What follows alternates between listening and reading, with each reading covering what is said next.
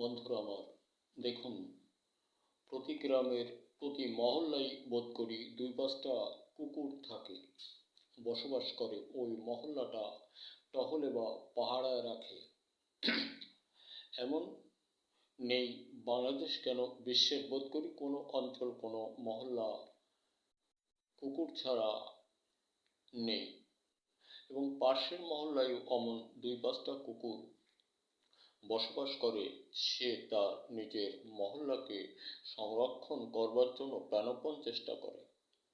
কোনো কৌশলে যদি ২ মহল্লার ১০টা কুকুর এক জায়গায় হয়, তাহলে কিন্তু চাইবে যে মহল্লায় সে বসবাস করে তার নিজের ব্যক্তিগত মহল্লাকে সবল সুস্থ রাখার জন্য উক্ত উপনীত বা আসে ওই মহল্লার কুকুরদের তাড়া করা কুকুর দলকে যে করে হোক তারা পরাজিত করে তার মহল্লায় ঢুকিয়ে দিয়ে ফিরে আসে। বন্ধুরা আমার, বুঝে দেখুন, এটা কিন্তু অত্যন্ত অত্যন্ত বাস্তবতা, কোনো অবান্তর কথা নয়। এটা শুধু পরামর্শই নয়, এই পরামর্শের মধ্যে বাস্তবতা খুঁজে পাওয়া যায়, লক্ষ্য করবেন। আর এই দল বিভক্ত হয় কখন জানেন? একটা সময় আসে, সেটা বোধ করি আশ্বিন কাতি, এই টাইমে সকলটাই সমন্বয় হয়ে একটা হুবহু মেলা আকারে প্রভাব সম্পন্ন বা প্রভাব বিস্তার করে।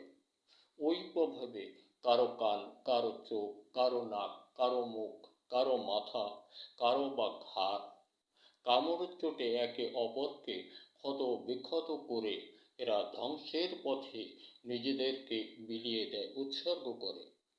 বন্ধুরা আমার, এই মুহূর্তটা ওদের কোনো আবেগ থাকে না নিজের মহল্লার প্রতি ভালোবাসা, শ্রদ্ধা, স্নেহ, প্রবণতা বা আমি আমার মহল্লাকে সংরক্ষণ করব। আজকে ওদের উত্তেজনা মুহূর্ত নিজেদের জীবনকে বিভিন্ন মহল্লা বা বিভিন্ন দিকে ঠেলে দেয়। ও ধারে না তখন নিজের মহল্লার কথা। আজকে আমাদের দেশটা এমন দুর্লভ অত্যাচারজনিত আচরণে উৎপীড়ন চালিয়ে আমরা ঠিক অনুরূপ অবস্থায় যাচ্ছি। কেউ চাচ্ছি না আমাদের দেশ আমাদের থাকুক। দেশের সকল সন্তান সন্ততিরা এবার তোমরা মানুষ হও। দেশ কৃষক বন্ধু, আমরা ফসল উৎপাদন হতে দূরে সরে যাব না। দেশের সুশিক্ষায় শিক্ষিত মানুষগুলোর প্রতি আন্তরিক অভিনন্দন।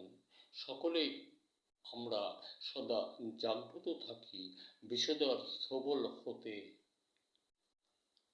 মহল্লাকে সুস্থ সুরক্ষায় সুসাজে সজ্জিত করার জন্য প্রাণপণ চেষ্টা থাকবে।